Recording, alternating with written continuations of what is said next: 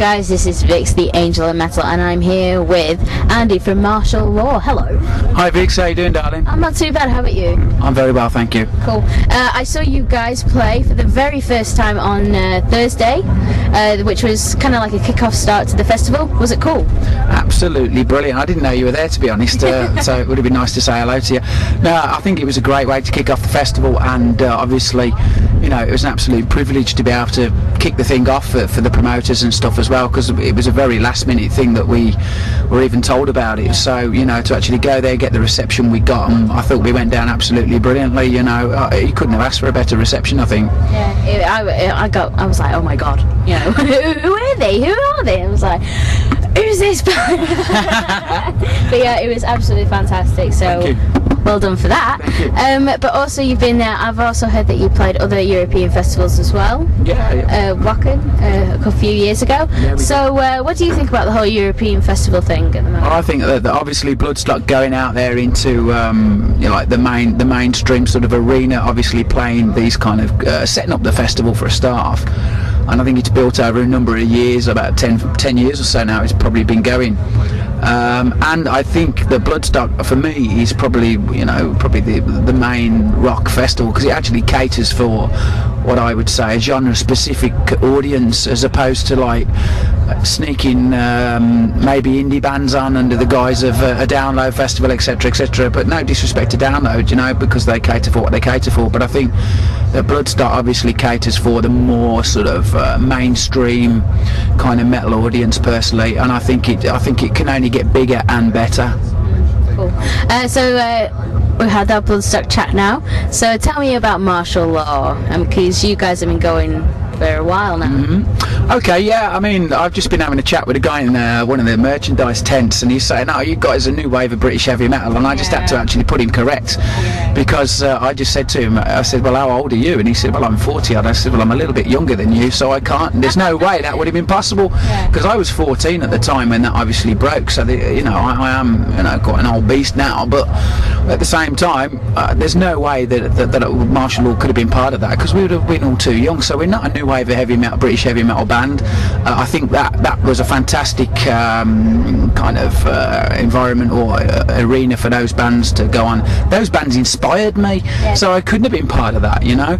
So I think that, you know, Martial Law, we've been together since 1988 really, when we first formed and did demos and all the rest of it. Took us another 18 months probably to get a record deal, and then obviously we went out to the UK, played a lot of shows, and then we branched out into Europe and stuff. We had an album release, 2 albums released in Japan, which did really, really well, and sold. How many bands can say that? Well, no, I mean, we sold like 33,000 copies of the second album in 2 weeks, which is staggering. You know, and I just wish I had the royalty check to prove it. But no, you know, Martial Law, I mean, like I say, we've had a dissipated kind of, I hope that word isn't too big, by the way, sort of weird past really, where we've been up and down, but we've had a gap of 10 years, which I think Testament have done a very similar thing themselves. I think it's circumstances a lot of the time, because, you know, this is your living, this is what you live for, you know, and this is important. And if you stop making money from it, you can't do it. You've got to pay bills. You've got, so, you know, really, you know, we got shafted a couple of times by record companies or management. You know, you hear it off everybody. It's the same old sad story. So for us, it was important for us to actually like rebrand the band, look at where we made mistakes, and try and put things right. You know, and obviously we've worked 2.5 years on this new album, and you know, we're ready for it to be released. And we've just signed a record deal with D2 Records up north, and it'll get a worldwide distribution. So I just can't wait for Martial Law to sort of get back into the saddle and get back up the ladder again, you know. What do you look for when you're thinking of signing to a label and looking for a manager? Okay, when we were looking for the label, obviously, I mean, there's always the sort of small fish in the big sea scenario. We were looking for a label that were actually interested genuinely in the product and the band and the brand of Martial Law, and Demolition sort of gave us that. We had we spoke very closely to another German label, which we were very, very, very close to signing to. But like I say, because there was a wee gap of 10 years for product, they didn't really want to take a risk, and a fair play to them, because you know, obviously you're in the band, you believe in what you do, you hope that other people have that zest and you know, want to move that way too. But you know, they didn't want to take a risk, and so we thought that Demolition was the next on our list anyway, and they absolutely were blown over when they heard the album and really want to get on board. So that's where we've gone, really. What was the second part of the question? Manager. What do you look for in a manager? Okay, well, we look for in a manager, obviously somebody who believes in the band, somebody who's going to work hard for us, and you know, not going to take the piss and rip us off, you know, so obviously contracts are important there, and at the moment we're being helped by a few of the guys in the Tamworth area, and we're winning over lots of friends at the moment, and I think that can't be nothing but a good thing. So I think it's important for your management to be honest and have a general love of the industry as well, you know.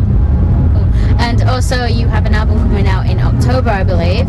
So tell me about that album. What is it called, and where can you get it? Okay, well, the album's called Razorhead, and that's by Martial Law, and that should be out, I believe, in October, we've been told, and I think the press releases on the internet, I think, back that up. So hopefully it will come out before Christmas, because we don't want it to come out around about the same time, because we'll get swamped with Kylie and all the rest of it. And you know what it's like. Need a Christmas number one. No, we'll leave that to the other bands and stuff. Well, the album basically took us probably, I'd say, 2.5 to 3 years to write, because what we did is actually scrap another album which was going to be called Axis of Power. So we actually sacked that album. We looked at it and we thought, hey, we only like 5 of the songs on here, and as we've always had a pretty good product and a good sort of quality control over the songs, there's no way we could have banged that out as a here we are, we're back on the scene album. So what we did is we took probably 4 or 5 of the best songs off there, kept them, and then wrote a whole batch of new songs, which is how Razorhead came about. And we loved every song. We scrapped a few others, but you know, the song should comprise of about 15 brand new songs basically. So yeah, watch this space. And absolutely, yeah. I mean, you know, go onto MySpace, go on to www.martiallaw.co.uk, link to the MySpace, and just keep in touch. And there'll obviously be press releases and magazine and people like yourself on the radio shows and plugging it as well, you know. So I mean, I've heard that one guy on Rock 247 on a Monday between 7 and 9 plays it every week, so there you go. Who's that again? I don't know who he is. Yeah, but I was actually going to ask you about that, because we're both DJs on Rock 247, and we have never met until today. Well, I've actually today, I mean, met quite a few of the guys for the first time, because I come in and do my bit, you obviously do your bit, and we all kind of like miss in the night, you know, like ships passing in the night kind of thing.